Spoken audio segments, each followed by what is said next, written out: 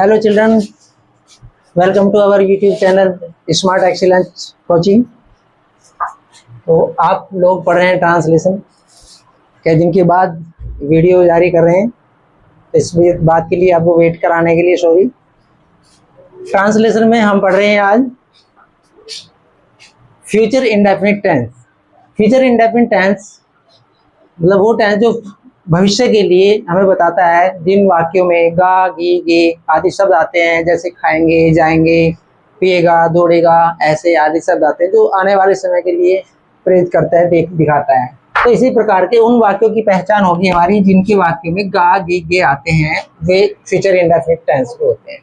इसका अफर्मेटिव जो सेंटेंस है, अफर्मेटिव सेंटेंस में हम क्या करते हैं, सबसे पहले जितने भी सभी प्रकार के सेंटेंसेस में अफर्मेटिव के सभी टेंसों में अफर्मेटिव जो सेंटेंस होता है उसमें सब्जेक्ट पहले आता है। सब्जेक्ट पहले आता है, उसके बाद इस टेंस में फ्यूचर इंडेफिनिट के लिए हम शैल या विल का यूज करते हैं।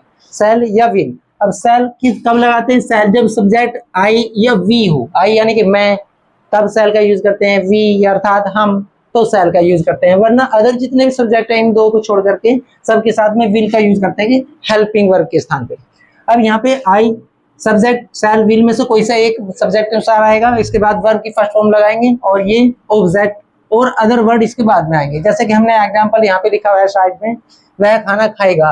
अब यहाँ पे वह है, वह कोई भी लड़का है तो ही, इसका जब हम बनाएंगे तो ही होएगा। इंग्लिश में इंग्लिश ट्रांसलेशन कर रहे हैं तो ही के बाद में, क्योंकि आई और वी के लिए शैल लगाते हैं, अदर सब्जेक्ट के लिए हम विल लगाते हैं, तो यहाँ पे लगाएंगे विल।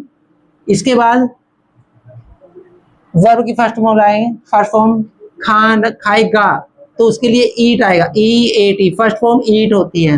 अब क्या रह गया इसमें? ऑब्जेक्ट है, इसका ऑब्जेक्ट है द फूड, FOOD फूड। इस प्रकार से सेंटेंस कंप्लीट हो जाता है। और अदर जो वर्ड आते हैं उसके बाद में, जो एडवर्ब आते हैं उसके बाद में ऐसे लगाते चले जाते हैं, सेंटेंस आपका पूरा हो जाता है। नॉर्मली पहले थोड़ा सीखना जरूरी है, फिर प्रैक्टिस करनी जरूरी है। इसके बाद अगर हम करते हैं, जैसे कि एक और सेंटेंस ले लेते हैं, ये राम मेरठ जाएगा। जैसे राम सबसे पहले सब्जेक्ट है, राम। विल ही आएगा इसके लिए भी, क्योंकि अदर जो सब्जेक्ट है उनके लिए विल का प्रयोग करते हैं। विल। जाना इसमें वर्ब है, जाना वर्ब है तो गो की फर्स्ट फॉर्म गो ही है। गो टू, गो के बाद टू लगाते हैं। मेरठ है वह स्थान जो बाद में आता है, सामने टू मेरठ, MERUT मेरठ। इस प्रकार से सेंटेंस बन जाते हैं हमारे। अब आते हैं नेगेटिव की बात करते हैं। नेगेटिव सेंटेंस वे होते हैं जिनमें नहीं शब्द आता है हिंदी में, या नेवर आता है कभी नहीं, तो उसके लिए हम क्या करते हैं, शैल विल के बाद में नेवर या नोट का प्रयोग करते हैं। NEVER नेवर या नोट। इसके बाद में सब्जेक्ट शैल विल, इसके बाद नोट, फर्स्ट फॉर्म और ऑब्जेक्ट, ये रहेगा इसका क्रम जो है। अब यह मान लीजिए हम इन्हीं सेंटेंस को नेगेटिव बनाते हैं, वह खाना नहीं खाएगा, तो इसमें नहीं एडजस्ट कर देते हैं, नहीं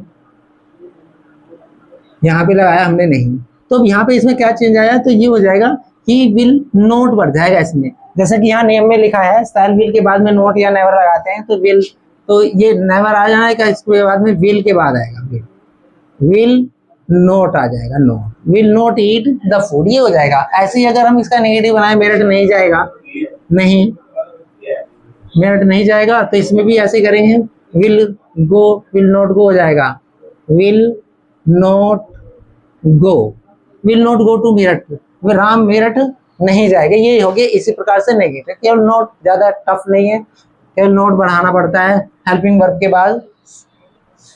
इसके बाद आती है बात हमारी इंट्रोगेटिव सेंटेंस। इंट्रोगेटिव सेंटेंस दो प्रकार के सेंटेंस होते हैं आपके। ये दो सेंटेंस में, एक तो वे सेंटेंस होते हैं जिनमें क्या से स्टार्ट होते हैं, क्या से शुरू में, हिंदी में क्या शुरू में आता है। जैसे ये क्या से प्रारंभ होने वाले सेंटेंस है, क्या तुम पानी पियोगे, इस प्रकार का सेंटेंस है।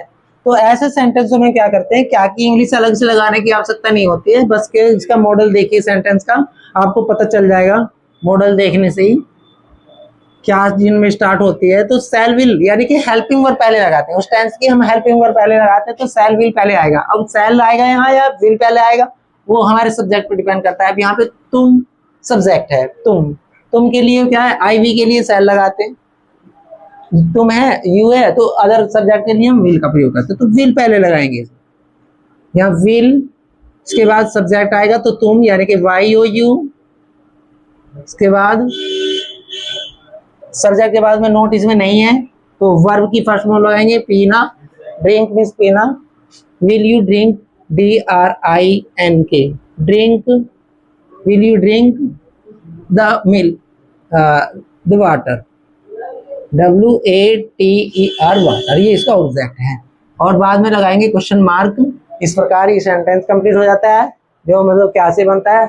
और इसी प्रकार के और आगे जब हम पढ़ते हैं तो बी टाइप का जो क्वेश्चन होते हैं, वे टाइप होते हैं जिन्हें डबल इंट्रोगेटिव कह सकते हैं या वे टाइप क्वेश्चन कहते हैं। वे टाइप क्वेश्चन जिनमें क्वेश्चन वर्ड बीच में आता है, जिनमें हिंदी के वाक्य में बीच में क्वेश्चन वर्ड आता है, जैसे कब, कहाँ, क्यों, कैसे आदि सब शब्द आते हैं। तो इसके लिए हम क्या करते हैं, उनकी अंग्रेजी इंग्लिश में बनाते हुए जब इनके ट्रांसलेशन करते हैं तो ये ऐसे शब्द को पहले ही छांट करके उनको सबसे पहले लिखते हैं। जैसे यहाँ पे मॉडल में लिखा है, मॉडल में लिखा है कि सबसे पहले क्वेश्चन वर्ड आएगा जो हिंदी में आपके क्वेश्चन के बीच में आ रहा है, और फिर हेल्पिंग वर्ब आएगी। हेल्पिंग वर्ब के बाद में सब्जेक्ट आएगा, सब्जेक्ट के बाद में नोट अगर है तो, और वर्ब की फर्स्ट फॉर्म आएगी वर्ब सब के साथ, और ऑब्जेक्ट आएगा। अदर वर्ड आएंगे तो बाद में आएंगे। इस प्रकार से हम ऐसा करते हैं इंग्लिश में। तो ये होगा कब की इंग्लिश हम पहले लगाएंगे। कब की इंग्लिश पहले, तो व्हेन मीन्स कब होता है, WHEN, when, when.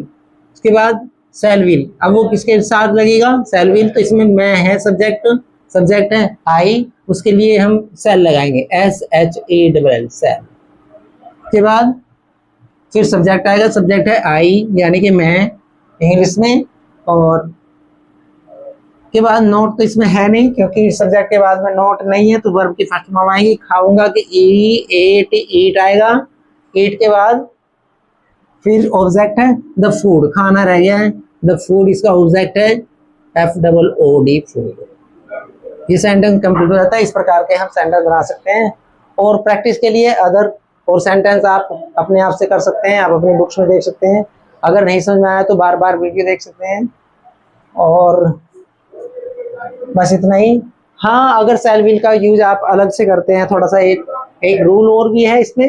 Shell will का यूज अगर मतलब सेंटेंस में प्रेशर दिया जा रहा है, किसी को धमकी दी जा रही है, तो हम शैल विल का यूज फिर उल्टा करने लगते हैं।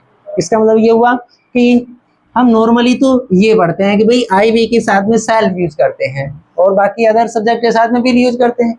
लेकिन अगर हम किसी को धमकी दे रहे हैं, किसी को प्रेशर कर रहे हैं, कंपलसरी हो रही है, तो ऐसे में हम क्या करते हैं, तो ऐसे में हम इनका शैल विल का यूज आपस में चेंज कर देते हैं। आई वी के लिए फिर हम विल का यूज करेंगे और बाकी अदर के लिए शैल का यूज कर लेते हैं। ऐसे सेंटेंस, जैसे कि मैं आपको एक एग्जांपल लेके बताता हूँ।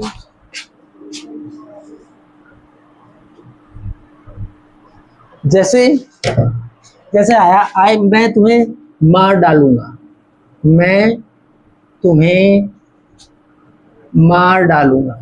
ये क्या है, मार डालूंगा। तो इसमें क्या है कि धमकी दी जा रही है।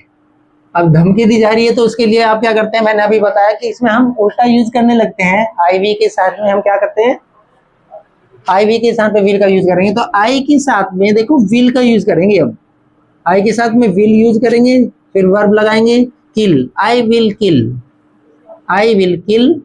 इसके बाद तुम्हें ऑब्जेक्ट है you, I will kill you. इस प्रकार के सेंटेंस हम इसमें यूज करते हैं और सेंटेंस कंप्लीट हो जाता है। ये बस इस तरह से हम ये कर सकते हैं। आप प्रैक्टिस कीजिए और पढ़िए and so on. Thank you. हमारी वीडियो को शेयर कीजिए, लाइक कीजिए और सब्सक्राइब कीजिए और अपने दोस्तों को दिखाइए, बार बार देखिए। Thank you.